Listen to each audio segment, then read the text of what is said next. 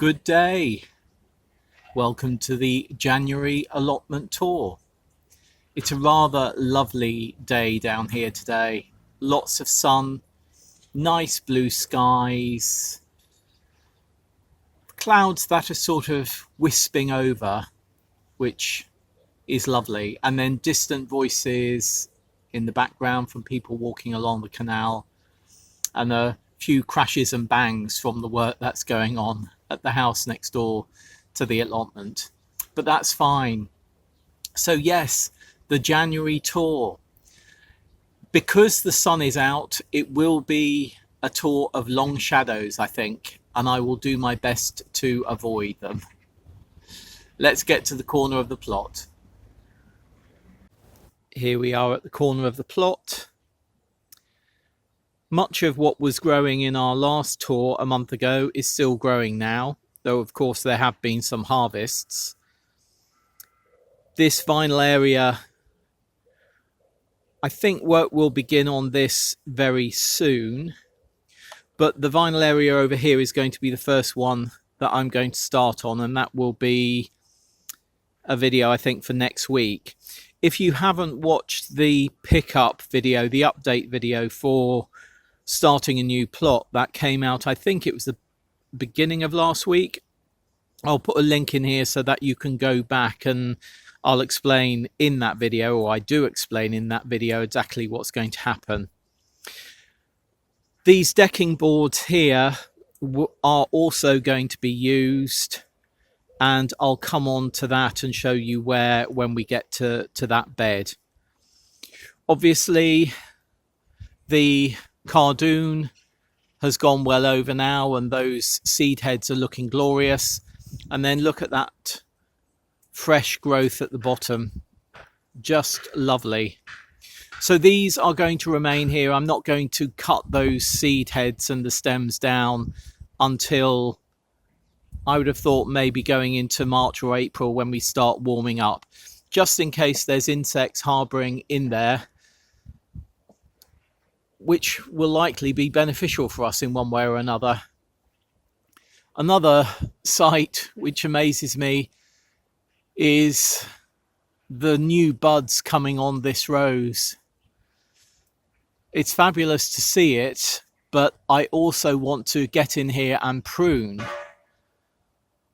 taking a third of this down. So yeah, I'm going to have to cut off some of those flowers, which is a shame, but there we are, never mind. It is cold at the moment at night. I just broke this a minute ago actually, but you can see there is ice in there.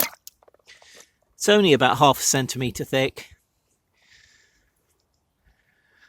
The compost bins are all working fine, and I'll come on to this yellow jumbo bag when I talk about the decking boards here as well.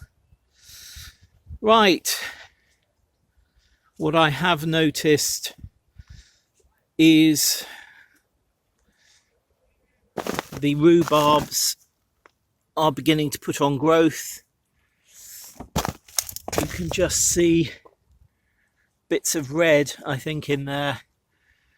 So yeah, they do need to go into the ground. They're going to go in this area because, as you may remember, this is going to be a perennial bed. This whole bed will be a perennial bed. Right, this coal frame. The lettuce were doing quite well and then became completely overrun by slugs, which also like the coal frame, so we've ended up with none. Real shame, but there we are, that's how things go. The perpetual spinach is fine.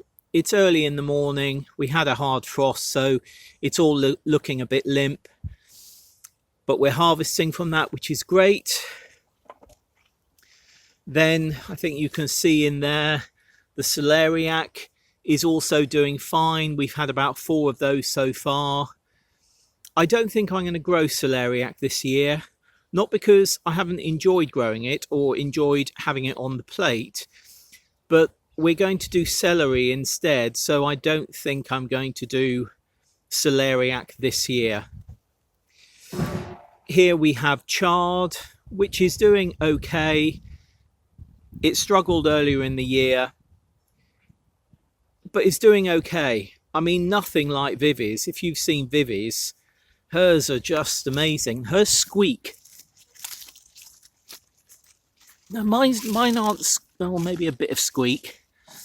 I was amazed at how much hers was squeaking. It was fabulous. And then our brassica bed. Yeah, brassicas have been interesting over the last growing year. Not been our best growing time for brassicas, and I really don't know why I didn't stake some of these that have fallen over, particularly these Portuguese cabbage, which do get top heavy if they're not staked. But one thing that I hadn't realised is because there was 3 layers of cardboard under here, the roots of the brassicas have not wanted to go below that cardboard. They have very much grown on top, and therefore when winter's come along, they've rocked and largely fallen over, which is interesting. But next year, will there be cardboard underneath? Yes, but I don't think 3 layers. Anyway, that's just me mulling things. We had some purple sprouting broccoli for Christmas Day. You can see there's little florets coming there. We took the main floret, which was here, off for Christmas Day. So those are the additionals. More coming in here. And I think this is another one. And then in this area, if you've watched a week at the plot, you will see that we have put in Brussels sprouts and broad beans that Vivi had spare. So we did this on New Year's Day. She and I did this, putting these in and weeding this bed, which was fab. Brussels sprouts are still good, and we've got a few more harvests from there, which is fabulous. And then moving over, I'll have my shadow now. The messidrome and thermidrome garlic have, or are beginning to catch up with porcelain music this end, or this side rather, porcelain music up here, which is great. They were sort of quite slow, but really seem to have got going. Because all of this soil was turned over, forked over, quite a lot of the weed seeds that were in the soil have come to the surface, seen the light and started growing. So when it's a bit less frosty, a bit less frozen, I'll be getting on my hands and knees and hand weeding that bed. And the same with this bed here, which is our onions. And I have to say, we've always done or regularly done Shakespeare onions. These really are not growing as well as I've seen them grow before. Not quite sure why. Usual supplier, organic as usual, but you know what? They're looking a little bit, they're looking shorter than I would want and behind growth-wise where I would expect them to be. Hey ho, there we are. Moving over to this bed, we still have beetroot in here. You can see there's a small beetroot there, but we've got some nice red beetroot over there. But it really needs a forking over. There's some perennial weeds in here, dandelions, which need to come out. And also there's some self-seeded pansies here. You can see this one here is actually starting to flower. So those will be taken out and moved elsewhere.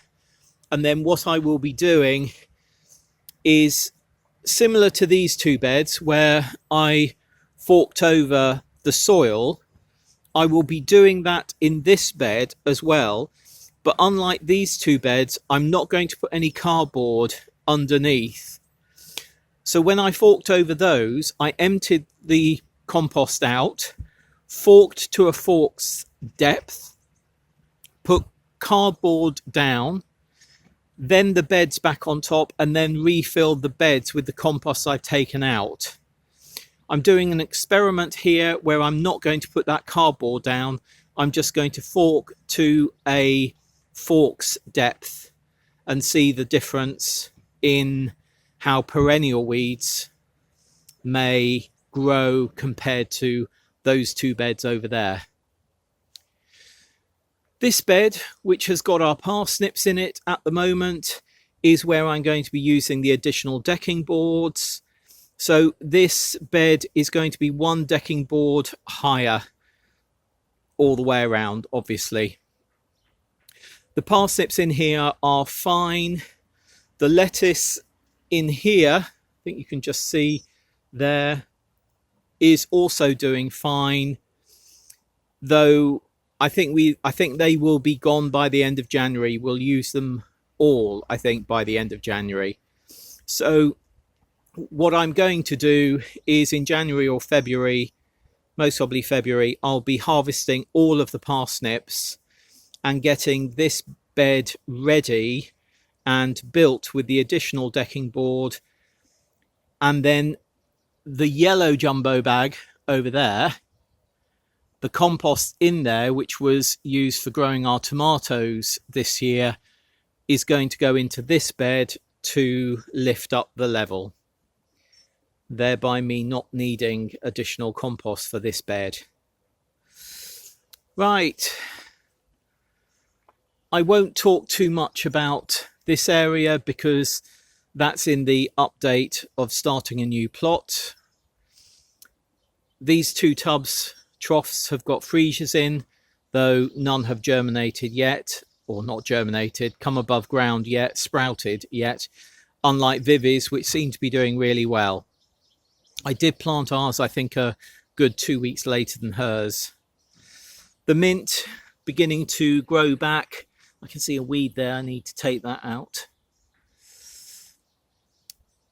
This tree, just cherry tree, is also going to come out, I've decided. Again, something I was thinking about doing last year but didn't, and both of these trees are going to be given to a local orchard trail. Our cuttings bench, which I'll come on to in a week at the plot in a couple of weeks' time. I need to put those Christmas decks that I took down yesterday away. This is the bed where Vivi put the poached egg plant that she gave us, or poached egg plants. So that bed is sort of looking quite good. I have noticed right up here there's a thistle growing, and you see, or bramble actually, not a thistle, a bramble, and I'll be taking that out. Yeah, better do that. Oh, coming over to the trough, which is Jax's trough. I think, well, these are iris that are up. I think these here are tulips. But I did notice that we had a squirrel in here, or something in here, that turfed some of this out. So I'm just going to top that up with maybe about another inch of compost, maybe 3 inches here and an inch overall. These are where our daffodils are, nothing up yet. This is additional garlic, porcelain music this end, and then we've got thermodrome coming up here. The blueberries need a weed. The fruit bed is something else that we're going to be doing in the starting a new plot recommencement videos. And I think this apple tree is also going to go to the orchard trail. Yeah, I need to think about that, but I think it is. Yeah. Then moving round, avoiding the chair. This flower border bed, I'm just amazed at how much is growing in here. especially these California poppies, which I didn't think would survive frost. But you know what? There's a lot coming up. Chamomile. This is the Spanish lavender, cotton lavender. These are oxeye daisies. Obviously, we've got calendula in here as well. No idea what this was in the end. We do have some daffodils in here which keep on being dug out. I'm not sure whether that's fenella or squirrels. This verbascum is looking glorious. All of those feathery leaves, just beautiful. And there's a cardoon in there as well, which we need to watch because we don't want to get that to grow too big in there. Right, coming over here. We sorted this bed last month and just raked it flat. So there's cardboard underneath, as you can see here, and then spent compost on top. Our little wildlife ponds in washing up tubs need a bit of care and attention, taking some of those leaves out, but not too many because it is wildlife pond. Again, these brassicas are actually doing pretty well, but I could have staked them better. But you know what? Good harvests, so that's fab. This is a bed where we forked over completely, then put a single layer of cardboard down and spent compost on top. So that's preparing that for next year. We also put chicken manure pellets over that, so we just scattered those. This is where the wildlife pond is going to go, in here. And I'm going to have to use some of this soil here to fill up the hole that the cherry tree that we're going to take out is going to leave, because my bucket of soil that I had has been used up. Our broad beans are doing okay. Some are a bit... this one here and this one up here are not as sort of vertical as the others, even when the sun is fully on them. Not quite sure why that is, but actually these are doing fine. Need to do a bit of weeding. Oh, look, I don't know why that's there though. Yeah. I think our fennel, this is Florence fennel that we sowed in modules, multi-sowed in modules, hasn't bulbed up, but what I'm going to do is I'm going to be taking that out in the next 4 to 6 weeks and freezing what we have there, which will again open up this bed, which if there's additional compost from the yellow jumbo bag, that will be going in here after we've done the other bed. Giant Italy parsley, which actually looks a bit ragged, but when you get in here, you can see all this new growth down here, which is lovely. So it just needs a tidy. These are our saffron crocus, which again, a fox, or I think a squirrel, quite likes digging out, so I need to put more soil in there. These are cuttings, which I'm going to be sorting out in the next couple of days. In fact, I might do that today. That will be in a week at the plot. In here, we have our Portuguese cabbage seedlings, which I brought out of the polytunnel last week. And then various other cuttings there. This bed is prepped. Largely, that bed is one that I need to get onto, and taking those buddleias down as well, or that buddleia. I also need to sort out that buddleia there. Let's go up this way. More Portuguese cabbage in this bed, which is looking lovely. Can you see that leaf? Glorious. Oh yeah, we got potatoes, Cara potatoes out of those 2 tubs, which again you may have seen in a week at the plot. Tidying to do over there. Something, most probably Fenella has knocked that over. But yeah, tidying to do. And then coming over into the polytunnel.